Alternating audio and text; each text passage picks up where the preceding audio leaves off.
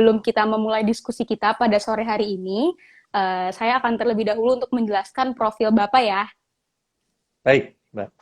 Oke, nah jadi teman-teman, Pak Rio ini merupakan salah satu dosen dari Fakultas Hukum Universitas Prasetya Mulia nih, atau biasa disebut Prasmul, pasti udah pada sering dengar lah ya.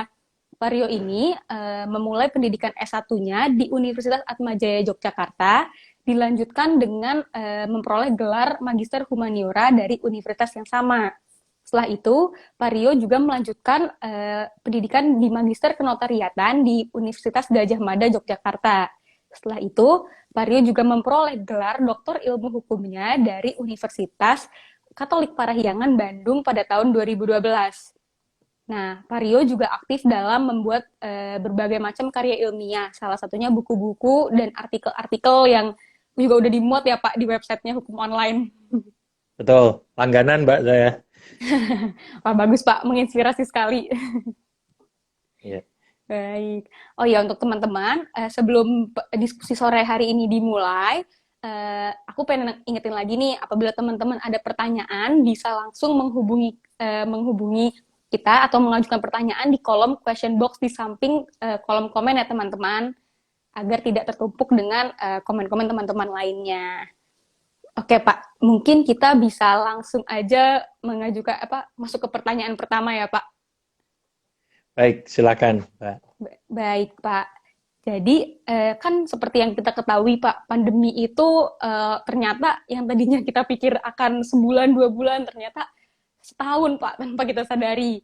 Nah, otomatis kan itu juga berdampak kepada perekonomian kita ya, Pak, terutama di bidang Betul.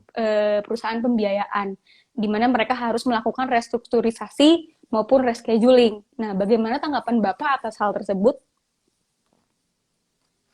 Nah, begini, sebetulnya dampak daripada, suara saya jelas ya? Jelas, Dampak Pak. daripada, dampak daripada pandemi itu adalah terkait dengan kemampuan membayar daripada si debitur, atau kita Hmm. bilang boleh masyarakat, ya. Kenapa perusahaan pembiayaan harus memberikan restrukturisasi Hmm. atau rescheduling untuk menghindarkan kredit bermasalah, sebetulnya untuk menyelamatkan portofolio kredit itu, ya. Hmm. Ketidakmampuan membayar ini oleh pemerintah juga sudah ditegaskan di dalam Kepres nomor 12 bahwa pandemi ini merupakan bencana non alam. Nah, berdasarkan aturan itu lantas POJK kan menerbitkan OJK menerbitkan POJK nomor 11 yang wajib untuk memberikan restrukturisasi. Nah, yang jadi tujuannya adalah karena kenapa kredit ini harus diselamatkan? Karena kalau NPL atau non performing loan-nya ini tinggi, Hmm. maka lembaga pembiayaan baik bank maupun non bank juga akan mengalami kesulitan likuiditas. Hmm. Akibatnya karena bank ini kan lembaga intermediary. Artinya dana yang Hmm. disalurkan sebagai pinjaman atau sebagai kredit tadi kan sebetulnya milik pihak lain, milik deposan yang dikelola simpanannya oleh bank tadi. Artinya kalau kreditnya bermasalah, likuiditasnya akan tergerus, masyarakat tidak dapat menarik dananya atau terjadi keterbatasan penarikan dana. Akibatnya masyarakat mengalami krisis kepercayaan pada bank. Seperti yang terjadi tahun 1998. Sehingga itulah Hmm. kenapa penting untuk dilakukan restrukturisasi atau rescheduling supaya kredit bermasalah itu supaya menghindari kredit bermasalah. Di satu sisi untuk masyarakat supaya tidak berkecil hati dengan kondisi pandemi ini bahwa Hmm. kadang-kadang kan dalam pengertian masyarakat awam kalau orang tidak bisa membayar pinjaman lalu asetnya akan disita, lalu leasingnya akan ditarik, lalu akan dipersoalkan ke pengadilan, begitu ya kalau dalam Ya. pengertian masyarakat awam. Nah, termasuk melalui forum ini saya mengedukasi bahwa tujuan perusahaan pembiayaan baik bank maupun non bank itu tidak menarik aset daripada nasabah. Tujuannya adalah mendapatkan keuntungan melalui selisih bunga kredit dikurangi bunga deposito. Jadi pasti lembaga pembiayaan lebih cenderung atau lebih prefer untuk merestrukturisasi kredit itu. Begitu, Mbak, Oke. kira-kira nanti bisa kita lebih ceritakan lebih lanjut. Kalau cerita Wah, pembiayaan, menarik. wah, menarik ya Pak ya. Sekaligus Ya, Bapak juga merupakan dosen hukum pembiayaan. Jadi teman-teman, sebenarnya tujuannya itu dilakukan restrukturisasi maupun rescheduling, selain untuk mendapatkan keuntungan dari bunga kredit itu sendiri, melainkan untuk agar likuiditas ekonominya juga tidak bermasalah ya Pak ya. Jadi kayak ntar ekonomi betul, perekonomian kita macet kan Pak karena adanya hal tersebut. Oke, baik betul. Pak. Mungkin kita agak sedikit lanjut lagi ke pertanyaan berikutnya, Pak. Ini masih erat Ya, kaitannya juga sih, Pak, tentang perusahaan pembiayaan. Di mana dengan ya, adanya perusahaan pembiayaan juga erat kaitannya dengan jaminan fidusia. Seperti yang ya, diketahui, kan ada putusan MK nomor 18 tahun 2019, terutama ya. mengenai uji materi pasal 15 ayat 1, 2, dan 3. Nah, Ya. menurut Bapak, bagaimana sih perspektif Bapak atas tanggapan tersebut mengenai putusan Begini, tersebut? semangatnya putusan Mahkamah Konstitusi nomor 18 itu adalah semangat untuk melindungi konsumen. Oh, Ya, kalau kita baca putusan Mahkamah Konstitusi itu kan eh, karena karena konsumen yang menggugat itu merasa kedudukannya tidak seimbang, padahal antara konsumen dan perusahaan pembiayaan yang diikat oleh kontrak baku itu yang menyebabkan kondisinya tidak seimbang. Sehingga dengan perspektif hukum perlindungan konsumen, akhirnya diputuskan bahwa perusahaan pembiayaan tidak dapat serta-merta menarik aset atau aset leasing yang bermasalah. Nah, putusan nomor 18 itu menggugurkan pasal 15 ayat 2 dan ayat 3. 15 ayat 2 itu berkaitan dengan gross akta, eksekusi serta-merta, dan 15 ayat 3 itu menjual secara sepihak.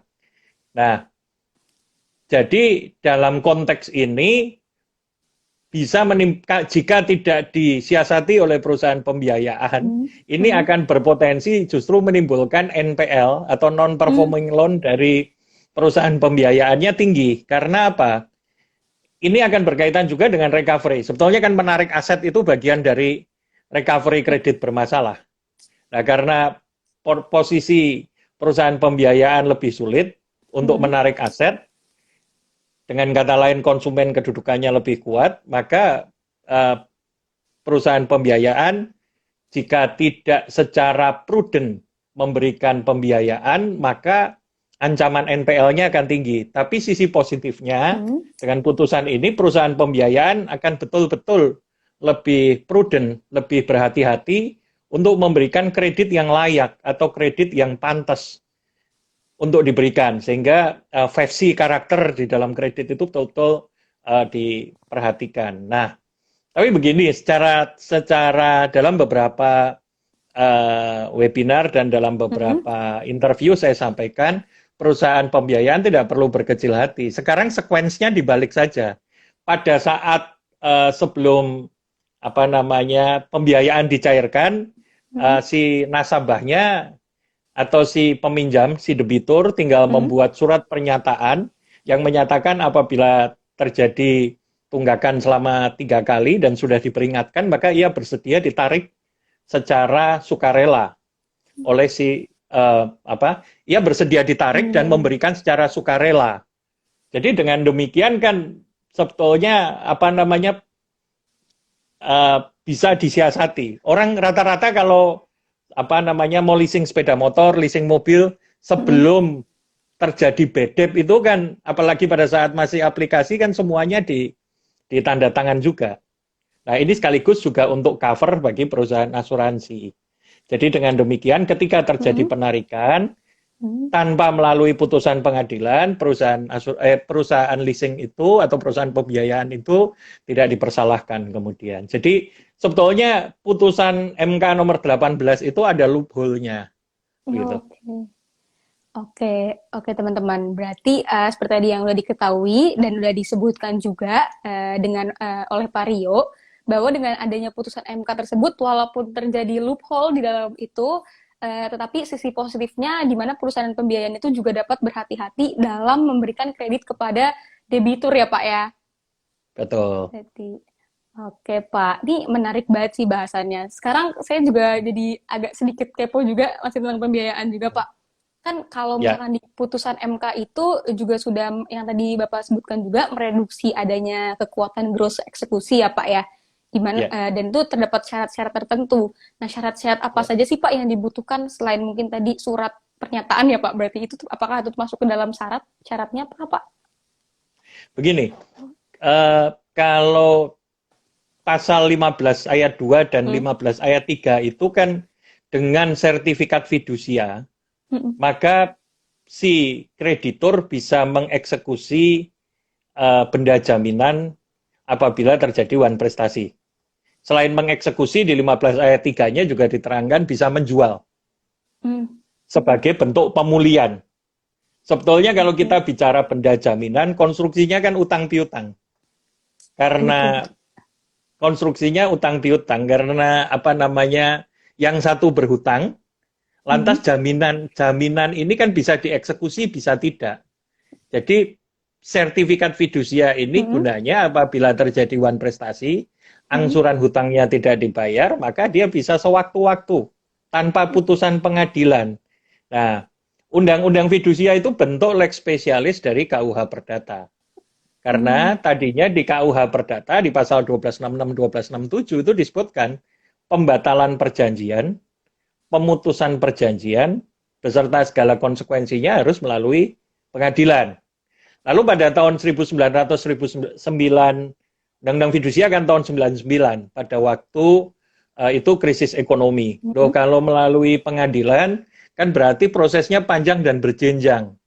Masa Betul, untuk betul, Pak. sepeda motor yang nilai asetnya barunya 15 juta, perusahaan leasing harus menempuh upaya hukum sampai Mahkamah Agung yang perlu waktu beberapa tahun.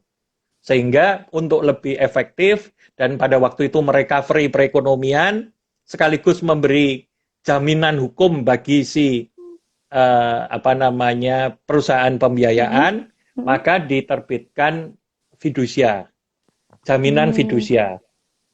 Nah, semangatnya jaminan fidusia itu kan supaya objeknya tetap bisa dipergunakan oleh kreditur, tetapi hak jaminannya melekat pada, objeknya Hmm. dimanfaatkan oleh debitur, tapi hak jaminannya melekat pada si kreditur. Beda dengan gade. Kalau gade kan Oke. objeknya dikuasai, begitu. Nah, Iya. putusan nomor 18 ini justru mengembalikan 1266, 1267 lagi. Jadi harus melalui pengadilan apabila terjadi sengketa. Nah, Hmm. sekarang persoalannya lebih bagus pada saat sebelum kredit dicairkan, solusinya Hmm. adalah debitur membuat surat pernyataan. Apabila ia terbukti 3 kali tidak membayar angsurannya Hmm. sesuai tenor yang ditentukan, maka memberi kuasa kepada kreditur untuk menarik dan menjual. Hmm. Seperti itu solusinya. Jadi orang kan kalau pembiayaannya belum dicairkan kan belum bermasalah. Iya. Artinya um, debitur cenderung akan menandatangani surat itu. Lain cerita dengan kalau sudah bermasalah, orang cenderung akan menghindari itu. Kira-kira begitu. Oke, betul. Baik, Pak. Berarti seperti yang disebutkan juga tadi oleh Pak Rio, bahwasanya surat pernyataan itu juga termasuk ke dalam syarat-syarat sebelum dilakukannya gross eksekusi itu sendiri. Seperti itu. Ya. Oke, Pak. Nah, sekarang saya pengen lanjut lagi nih, Pak, ke pertanyaan Ya, berikutnya. Dan ini pertanyaan berikutnya juga saya juga sedikit itu ada pengalaman Bapak di situ, di mana Bapak juga udah sering menjadi saksi ahli dalam kasus-kasus wan prestasi di kredit perbankan ya, Pak. betul, Nah, betul. sekarang saya pengen tahu nih, Pak, apalagi selama pandemi ini kan keadaan semuanya semakin berbeda ya, Pak. Ya. Fenomena-fenomena apa saja sih, Pak, yang sekiranya tuh sering terjadi gitu, baik dari segi normatif maupun praktis selama pandemi ini? Nah begini, pandemi ini menyebabkan fenomena gagal bayar. Nah tentu kalau gagal bayar kan jadi masalah. Nah orang Kalau kita bicara pembiayaan, baik perbankan maupun non-perbankan, dasarnya kan kepercayaan. Pada saat semua masih baik-baik saja, maka tentu tidak terjadi konflik. Nah, pembiayaan itu selalu diawali dari yang namanya, sama seperti perjanjian pada umumnya, diawali dari yang namanya offering dan acceptance. Yang satu nawarin, yang satu menerima. Kalau contohnya, kalau kita mengajukan pinjaman ke bank itu kan, atau KPR begitu ke bank, kan tentu bank mengakses kemampuan bayar kita. Misalnya seperti slip gaji, kemudian KTP, sudah berapa lama tinggal di rumah itu, bank melakukan namanya enhanced due diligence dan customer due diligence ya. Karena bank memang harus, atau lembaga pembiayaan terikat untuk melakukan KYC, know your customer. Nah, ketika sudah ditetapkan sesuai hak dan kewajiban masing-masing di dalam perjanjian itu, pandemi menyebabkan perubahan kemampuan membayar. Akibatnya terjadi gagal bayar. Misalnya kalau tadinya UKM, katakanlah UKM pedagang sate yang tadinya setiap hari dia bisa menghasilkan 300.000, lalu dengan pandemi dia hanya bisa menghasilkan 100.000 begitu. Sehingga terjadi perubahan kemampuan membayar. Ini yang kemudian jika tidak cepat-cepat dilakukan restrukturisasi akan berpotensi bergulir ke jalur hukum. Makanya bagi masyarakat umum, bagi adik-adik mahasiswa, bagi rekan-rekan semua, yang ketika terjadi perubahan kemampuan membayar, terutama dikarenakan COVID, maka itu akan lebih bagus kalau dideklar ke bank atau dideklar ke lembaga yang memberi pembiayaan, karena pasti akan diberikan restrukturisasi. Ketika diberikan restrukturisasi, itu Bapak, Ibu, adik-adik, dan para pemirsa itu akan sangat, banknya menghindari yang namanya kepada nasabahnya juga masih berada dalam collectability 1. Kredit itu ada collectability-nya. Kalau terjadi penundaan pembayaran lebih dari 90 hari, maka sudah masuk pada collectability 2, 3, dan akhirnya dinyatakan sebagai nasabah tercela di dalam sistem yang namanya SLIC, Sistem Layanan Informasi Kreditur, yang dikelola oleh Bank Indonesia. Jadi daripada tidak mampu membayar lantas menghindari, pada akhirnya bank tidak mampu menagih lalu collectability-nya turun, nanti ketika mengajukan kredit lagi masuk kepada status nasabah tercela, akhirnya nggak bisa mengajukan kredit lagi. Jadi lebih bagus ketika pada akhir bulan terjadi perubahan kemampuan membayar, langsung dilakukan restrukturisasi. Restrukturisasi dan rescheduling itu pada prinsipnya adalah merubah jatuh tempo. Jadi utang Bapak yang sudah jatuh tempo ditunda sehingga tidak jatuh tempo, atau disesuaikan dengan kemampuan membayar nasabahnya begitu. Tentu restrukturisasi beda-beda. Restrukturisasi nasabah konsumen perorangan dengan restrukturisasi korporasi tentu berbeda. Kira-kira begitu, Mbak. Oke, berarti balik lagi ke tadi pertanyaan pertama ya Pak ya, balik lagi harus melakukan restrukturisasi. Jadi baik debitur apabila dia menemukan kesulitan membayar, nah bisa mengajukan mungkin keringanan kepada krediturnya berarti ya Pak ya. Ya, lebih bagus declare tidak mampu. Untuk bank itu lebih bagus declare tidak mampu daripada menghindari kewajiban. Karena declare tidak mampu itu setidak-tidaknya di mata dunia perbankan atau lembaga pembiayaan, konsumen itu memiliki itikat baik. Nah, kalau menghindari itu akan turunnya collectability kita. Kalau kita sudah masuk collectability 5, artinya kita sudah masuk pada nasabah yang berklasifikasi tercela tadi. Begitu. Atau orang sering bilang masuk blacklist BI, begitulah. Blacklist BI ya Pak, benar. Jadi kayak SP ya Pak, SP1, SP2, SP3. Iya, karena BI itu punya satu sistem yang namanya SLIK. sistem layanan informasi kreditur. Semua bank, semua lembaga pembiayaan itu bisa mengakses ke situ. Jadi misalnya ada satu nasabah, dia punya leasing mobil yang tidak terselesaikan, atau dia punya tagihan kartu kredit yang tidak terselesaikan, besok dia apply kartu kredit di tempat lain, maka bank yang di tempat dia apply itu bisa melihat histori kreditnya apakah bisa terselesaikan atau tidak, begitu. Oke, wah, berarti ini pelajaran juga untuk kita ya Pak ya, mungkin para milenial juga biar lebih aware lagi kalau misalkan mau meminjam sesuatu lebih baik kita tetap memiliki unsur etikat baik itu sendiri ya Pak agar tidak kena blacklist. Betul, Oh, betul. oke. Dan oh ya untuk teman-teman sekali lagi di sini tadi saya udah lihat banyak sekali nih Pak yang nanya antusias. Cuma mungkin teman-teman dapat melakukan mengajukan pertanyaan melalui kolom question box di sebelah komen ya teman-teman. Soalnya ngerinya kalau di sini nanti ngerinya nggak kebaca sama kita. Oke teman-teman. Nah mungkin Pak sekarang saya juga akan sedikit nanya lagi nih Pak tentang pengalaman Bapak. Bapak kan pernah menulis buku mengenai legal due diligence ya Pak ya? Baik, betul. Iya. Nah menurut Bapak apa saja sih Pak yang dibutuhkan dalam membentuk menyusun legal due diligence itu? Nah begini, saya sering bilang ketika saya mengajar di kelas, saya sering bilang due diligence itu pada prinsipnya seperti dua orang yang sedang pacaran, menjajaki resiko satu sama lain. Jadi due diligence itu prinsipnya adalah penjajakan terhadap resiko maupun potensi ekonomi. Jadi ketika nanti dilakukan satu transaksi, apakah merger, apakah akuisisi, apakah transaksi pengambil alihan aset, pengambil alihan saham, maka tidak ada yang namanya surprising factor lagi. Loh, kok sertifikatnya pernah kena peringatan? Loh, kok tanahnya sudah disita?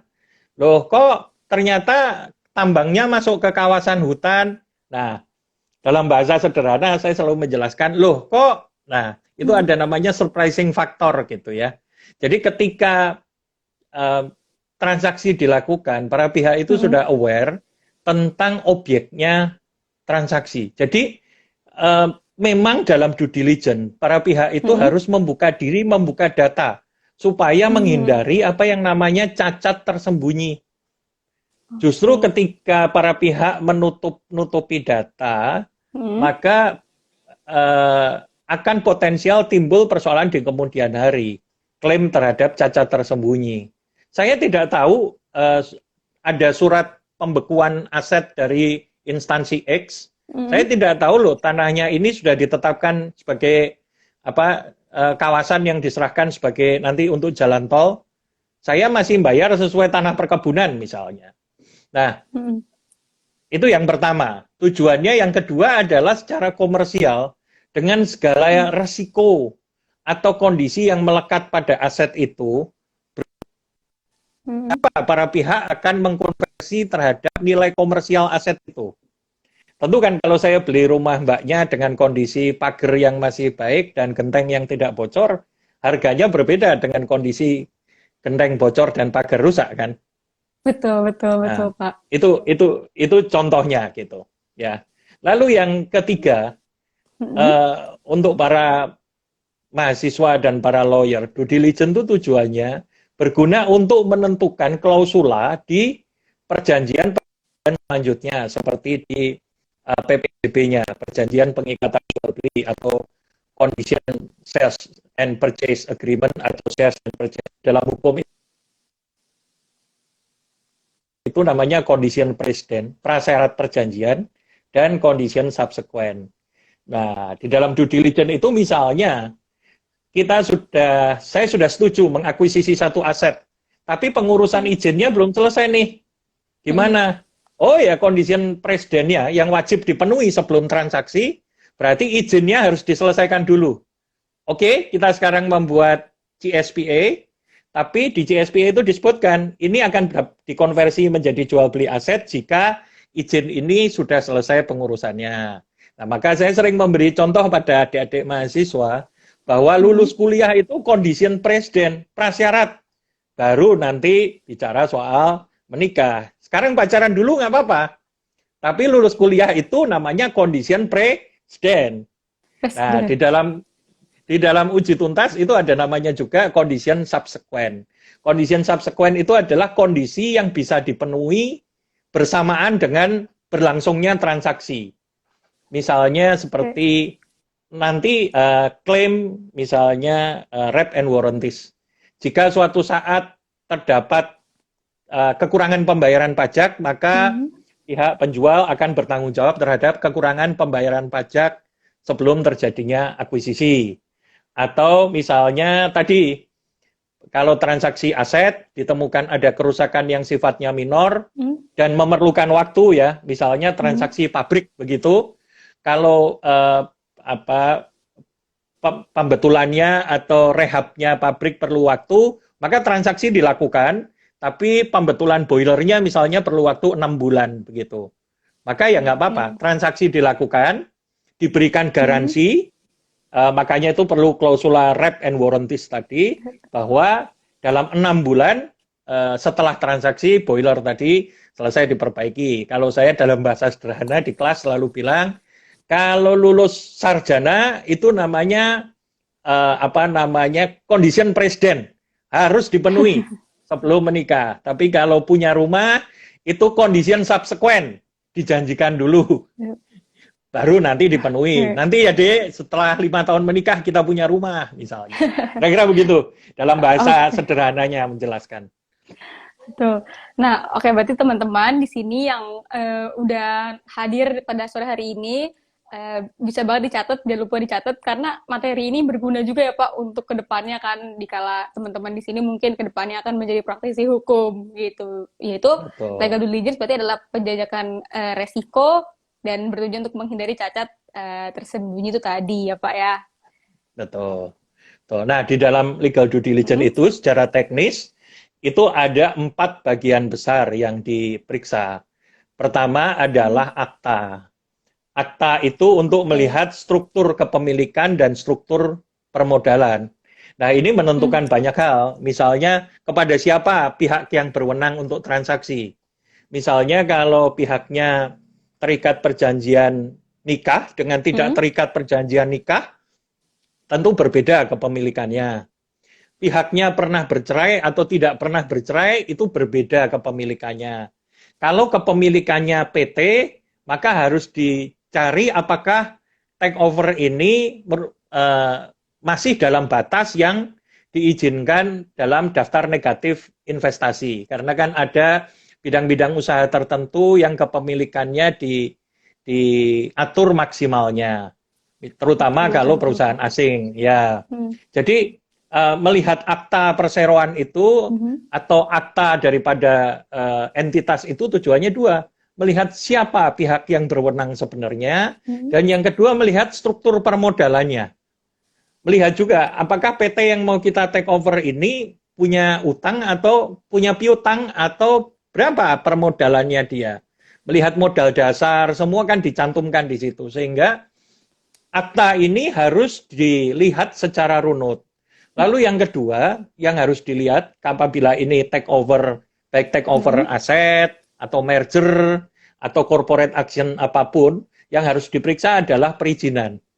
Jangan sampai corporate action apapun yang akan kita lakukan, itu justru dipandang ilegal atau melanggar hukum misalnya. Contoh yang sederhana yang saya kasih contoh. Kita mau take over satu aset properti misalnya. Ternyata di dalam perizinan tata ruang, daerah itu ditetapkan sebagai daerah cagar budaya gitu. Misalnya di daerah Bogor, daerah Medan itu banyak daerah-daerah atau bangunan-bangunan yang ditetapkan sebagai bangunan cagar budaya. Yang jual belinya harus melalui izin khusus, misalnya izin kepala daerah. Lalu atau kita mau misalnya membangun zoo, jual beli kebun binatang. Nah, apakah si pengelola lamanya, si penjualnya ini memiliki izin yang lengkap sebagai kebun binatang? Sehingga itu penting sekali. Misalnya kalau take over perkebunan, ya jelas apakah dia punya izin untuk melakukan usaha perkebunan dan lain-lain. Itu yang kedua. Lalu yang ketiga yang harus kita lihat adalah status apakah dia clear and clean. Clear and clean itu pengertian tidak mengandung sengketa atau tidak sedang bersengketa. Ini secara sederhana bisa kita periksa, kita bisa bersurat ke pengadilan niaga, pengadilan negeri, PT UN, instansi terkait. Apakah subjek entitasnya dan objeknya sedang tersangkut perkara. Jadi jangan sampai kita mau beli satu aset atau mengakuisisi satu aset, ternyata asetnya sedang jadi sita jaminan. Atau asetnya sudah digugat pihak lain dan dinyatakan menang pihak lain. Nah, Betul. tapi kan tentu pesan saya pada adik-adik yang akan jadi lawyer atau kepada para teman-teman lawyer, seperti transaksi itu seperti filosofi hidup. Tidak ada hidup yang sempurna. Ini juga begitu, tidak akan ada transaksi yang sempurna. Hanya kita lihat resikonya, apakah masih affordable, ataukah memang tidak affordable. Kalau transaksinya masih affordable, ya tinggal ditambahkan klausula-klausula di dalam perjanjiannya kan. Misalnya para pihak berjanji untuk mengurus bla bla bla bla bla begitu. Tapi kalau memang tidak affordable, seperti yang tadi saya contohkan, oh ternyata asetnya sudah digugat pihak lain dan sudah diletakkan sita jaminan dan sudah dinyatakan menang pihak lain, itu tidak affordable kan?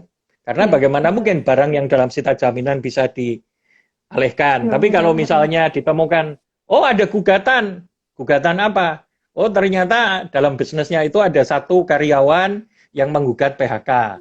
Nah ini kan resikonya boleh dibilang minor. Ya sudah, berarti apapun cost yang timbul akibat PHK-nya si karyawan ini akan ditanggung oleh si pemilik lama. Itu maka harus disebutkan di dalam perjanjian. Maka tadi saya sebutkan due diligence itu gunanya juga memberi guidance untuk membuat perjanjian antar para pihak yang lebih akurat. Ya, jadi yang harus diperiksa dalam garis besar ada akta, ada perizinan, ada status bebas perkara itu tadi, begitu. Oke, nah teman-teman jangan lupa dicatat ya tadi banyak banget insight-nya ya Pak, dan harusnya diperhatikan ada akta, perizinan, status clean and clear. Berarti untuk teman-teman tetap semangat untuk belajar walaupun weekend, tapi harus jangan lupa mencatat ya, karena ini ilmunya berguna banget nih. Gitu. Masih TGIF ini. Kalau anak muda sekarang belum weekend, Mbak, TGIF. Ya, Thanks God it's Friday. Ya, Pak. Iya, betul. Betul, Pak. Oke, Pak. Sekarang saya juga sedikit ingin membahas topik yang lagi menarik nih, Pak. Yaitu tentang Undang-Undang Cipta Kerja. Di mana Bapak juga menjadi salah satu tim penyusun Undang-Undang Cipta Kerja itu sendiri.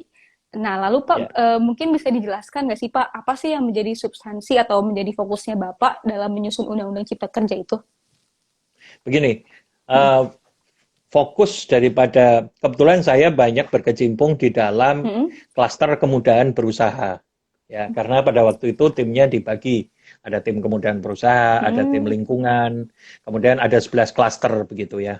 Nah, latar belakang dari klaster kemudahan berusaha itu adalah pada waktu Presiden Jokowi menjabat pertama kali tahun 2014, Indonesia itu kemudahan berusahanya itu di atas peringkat 100. Sehingga kita kesulitan menarik investor. Pada waktu periode pertama Presiden Jokowi menjabat, lantas Presiden Jokowi menerbitkan banyak paket kebijakan ekonomi. Belasan paket, termasuk kemudahan perizinan dan lain-lain. Kalau mbaknya masih ingat ada 18 atau berapa paket. Pada waktu periode Presiden Jokowi terkejut. Loh kok kita 2018 peringkat 73, 2019 peringkat 73 lagi. Apa sih persoalan kita? Oh ternyata persoalan kita itu ada pada yang namanya overregulated atau obesitas peraturan perundang-undangan. Aturannya banyak sekali. Wah, yang banyak sekali dan tumpang tindih. Banyak sekali dan tumpang tindih ini eksesnya dua. Investor menjadi harus berhadapan dengan labirin pengurusan perizinan yang panjang, dan seperti kita saksikan, kadang-kadang terjadi persoalan koruptif di dalam pengurusan perizinan. Lalu yang kedua, terjadi sengketa kewenangan. Lah, pertanyaannya kan begini, kenapa sih harus dengan Omnibus Law? Jawabannya begini, karena persoalan kita ini sudah cukup kronis. Kenapa sudah cukup kronis? Salah bunda mengandung, kalau saya sering menjelaskan begitu. Dari dulu kita dijajah Belanda, pakai aturan KUH Perdata yang dibuat tahun 1600-an. Sampai Indonesia merdeka, KUH Perdata itu tidak pernah dibuat yang baru. Akhirnya kita membuat aturan leg spesialis sesuai kepentingan atau sesuai politik hukum yang ada saat itu. Misalnya era pembangunan Presiden Soeharto, ya mau bikin apa namanya undang-undang PT, ya bikin aja leg spesialisnya. Akhirnya bertaburan berbagai macam undang-undang leg spesialis. Undang-undang ini, undang-undang itu, dan turunannya. Satu undang-undang itu kan ada turunannya. Ada misalnya ya undang-undang PT, turunannya PP tentang merger dan akuisisi, undang-undang kepailitan, turunannya PP tentang penghitungan suara, belum lagi permennya, belum lagi perdanya. Nah, lalu masuk kita ke era reformasi. Era reformasi lebih banyak lagi undang-undangnya. Justru nambah undang-undang kita. Beserta turunannya itu tadi. Nah, tahun 2004 puncaknya pada saat terjadi pergeseran ke sentralisasi, ke desentralisasi, kita mulai masuk otonomi daerah, mulailah dikenal yang namanya Perda, Pergub, Perbub, dan lain-lain. Di mana setelah era otonomi daerah, banyak kewenangan yang ditarik ke daerah. Disitulah lebih banyak lagi lebih memperparah situasi tumpang tindih. Ini saya menjelaskan bahwa sebetulnya Omnibus Law lahir itu perlu siapa? Tumpang tindih itu bukan salah siapa-siapa. Memang secara histori kita harus berada dalam situasi itu. Karena memang saya menceritakan sejak zaman kolonial sampai terakhir zaman otonomi daerah. Nah, terakhir ketika diinventarisir oleh Kementerian Hukum dan HAM dan dalam beberapa rapat dengan Kementerian Perekonomian, aturan kita yang tumpang tindih itu sekitar lebih dari aturan ya, mulai undang-undang sampai perda, itu lebih dari 15.000. Makanya undang-undang Omnibus Law itu kan menyinkronkan lebih dari 70 perundang-undangan. Nah, akhirnya kenapa harus lahir Omnibus Law? Karena Omnibus Law ini undang-undang untuk mensinkronkan, mengoreksi secara sekaligus. Jadi kalau kita lakukan pembenarannya atau koreksinya melalui judicial review, ya tentu tidak akan efektif. Begitu banyak diselesaikan satu persatu. Nah, Omnibus Law ini kenapa disebut undang-undang payung? Karena bertujuan untuk satu hal. Omnibus Law Cipta Kerja ini kan untuk tujuan besarnya untuk investasi dan penciptaan lapangan kerja. Sekaligus di dalamnya mensinkronkan aturan-aturan yang tidak sinkron tadi. Seperti tadi, saya kasih contoh, misalnya di dalam bagian ke-11. Di situ disebutkan jelas di pasal 118. Misalnya mengganti pasal 44 Undang-Undang nomor 5 tahun 99 tentang praktek monopoli. Nah, di situ jelas disebutkan akan mengganti apa begitu. Oke. Jadi misalnya juga di dalam ini karena saya saking menjiwai di meja saya sampai ada tumpukan Omnibus Law ini. Misalnya di dalam pasal 95 begitu, itu juga ada, atau pasal 45 Undang-Undang Omnibus Law bahwa itu menyangkut tentang undang-undang perkebunan. Jadi kalau kita buka Omnibus Law sendiri, jadi kepada adik-adik yang ingin menyampaikan aspirasinya, saran saya dibaca dulu sampai habis. Nah, membaca itu perlu effort karena itu 1000 lembar lebih. Nah, di dalam Undang-Undang Omnibus Law itu setiap pasalnya, setiap bagiannya, itu dijelaskan dengan jelas. Ini memperbaiki undang-undang apa. Seperti yang tadi saya sebutkan, pas bagian ke-11 memperbaiki undang-undang larangan monopoli misalnya. Bagian ke berapa memperbaiki undang-undang tentang ketenagakerjaan begitu. Jadi tujuannya adalah mencapai satu tujuan sekaligus mengharmoniskan aturan perundang-undangan. Begitu, Mbak. Oke, nah jadi untuk teman-teman, apalagi mahasiswa-mahasiswa, penonton-penonton di sini juga, ini sebenarnya tujuannya dibentuknya Omnibus Law itu selain untuk menggenjot investasi, yaitu untuk melakukan restrukturisasi lagi, ya Pak, kayak lebih mensentralisasi peraturan-peraturannya agar lebih dipahami dan tidak tumpang tindih ya Pak sebenarnya Betul, fungsinya. mengharmoniskan peraturan perundang-undangan. Harmon, Ya, betul banget tuh Pak. Wah ini menarik banget nih Pak, karena saya sendiri juga jadi ikutan belajar Pak karena sore hari ini. ya, Dan sebenarnya Pak, ini udah nggak kerasa banget ya. waktunya. Udah Ya. mau habis nih Pak. Kayak udah hampir 1 jam kita berbicara ya Pak. Mungkin kita bisa langsung ke sesi Q&A ya Pak. Boleh, Nah, boleh, eh, silakan. eh, di sini saya mungkin akan memilih pertanyaan yang relevan dengan topik kita pada sore hari ini ya Pak. Ya, Nah, ini ada pertanyaan dari Farid Hendrawan. Jadi tadi pertanyaan Pak, untuk kasus wan prestasi yang diselesaikan wan prestasinya dulu atau pidananya dulu? Bagaimana tuh Pak menurut Bapak? kasus wan prestasi yang diselesaikan wan prestasinya dulu, perdatanya dulu. Itu karena begini, Mm-mm. eh, unsur kalau unsur perdatanya Mm-mm. sudah terbukti, maka itu menggugurkan unsur pidananya. Begitu.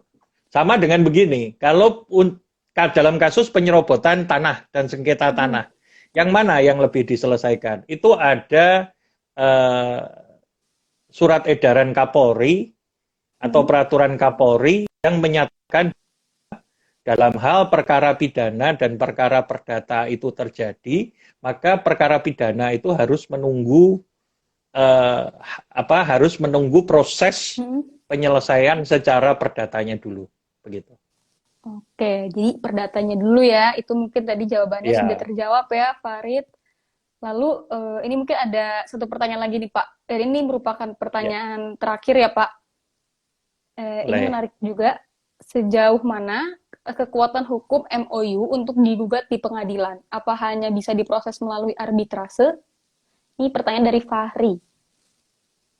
OMOU itu bisa Mm-mm. digugat di pengadilan, kecuali dituliskan secara tegas bahwa choice of forumnya, tempat penyelesaian sengketanya, para pihak memilih menyelesaikan melalui arbitrase. Tapi sejauh para pihak memilih menyelesaikan lewat pengadilan negeri, bisa-bisa saja. Begitu. Oke. Oke, nah jadi mungkin tadi udah jelas juga ya bahwasanya tuh itu balik lagi ke para pihaknya apakah ingin menyelesaikannya melalui arbitrase atau tidak seperti itu. Oke, teman-teman, sebelumnya yang tadi itu merupakan pertanyaan terakhir, Pak. Jadi Ya, kayak dan udah nggak kerasa banget, udah hampir 1 jam kita belajar pada sore hari ini, Pak. Sebelumnya terima kasih banyak, Pak, atas baik. ilmunya pada sore hari ini.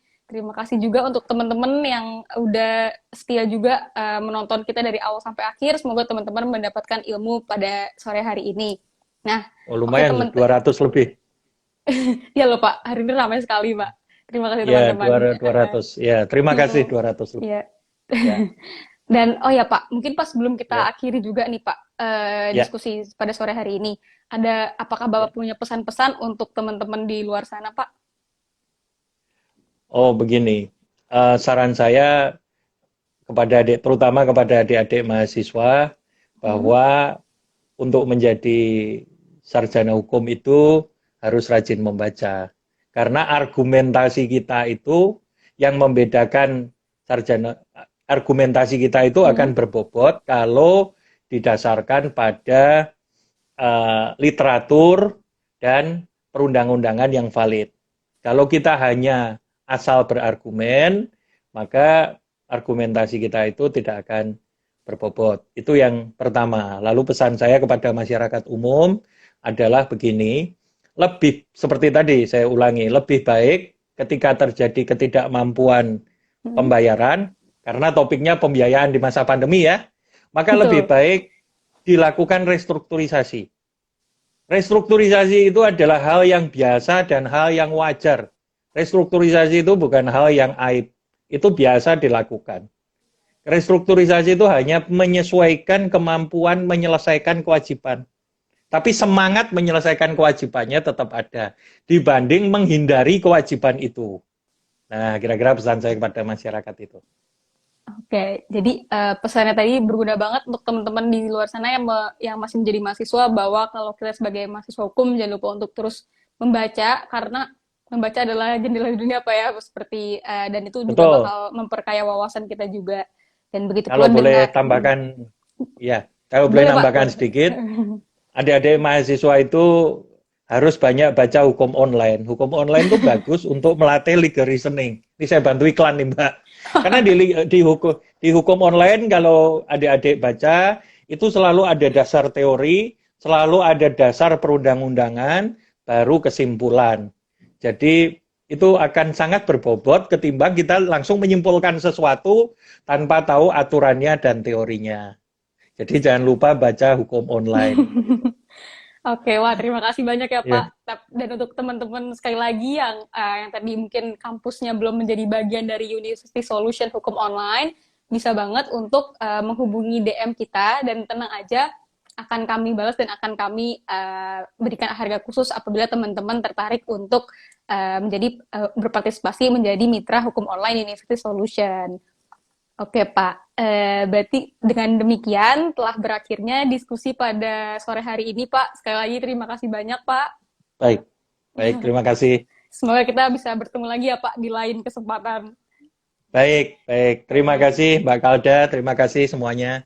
Ya, dan untuk teman-teman jangan lupa untuk selalu menjaga protokol kesehatan seperti mencuci tangan dan keluar seperlunya. Dan saya Kalda Disyana pamit untuk undur diri. Mohon maaf apabila terdapat kesalahan kata maupun perbuatan. Hukum Online Academy, ngobrol semakin dekat, ilmunya dapat. Terima kasih sekali lagi Pak Rio. Terima kasih Selamat teman-teman sore, semuanya. sampai ketemu. Bye. Bye, selamat sore Pak. Sore.